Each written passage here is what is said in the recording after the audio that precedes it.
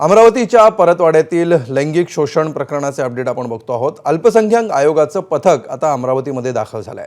जिल्हाधिकाऱ्यांशी चर्चेनंतर ग्रामीण पोलीस अधीक्षकांशीही आता चर्चा होणार आहे। आयोगाचं पथक परतवाड्यामध्ये जाऊन चौकशी करणार आहे। ग्रामीण पोलीस अधीक्षक विशाल आनंद यांची आज पत्रकार परिषद आहे। परतवाडा प्रकरणातील तपासाबाबत पोलीस अधीक्षक माहिती देणार आहेत। अल्पसंख्याक पथक सध्या फक्त चौकशी करणार, भेटीगाठी घेऊन अल्पसंख्याक आयोगाच्या अध्यक्षांकडे अहवाल सादर करणार असल्याची माहिती पथकातल्या सदस्यांनी दिली आहे।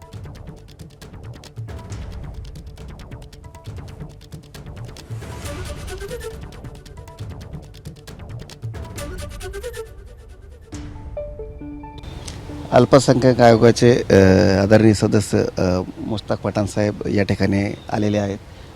आत्ताच जिल्हाधिकारी महोदयांची सुद्धा भेट घेतलेली आहे।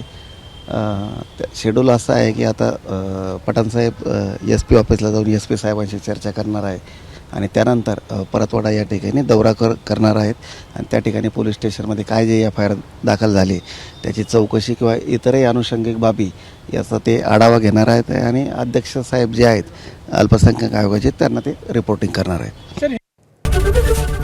ABP माझा, उघडा डोळे बघा नीट।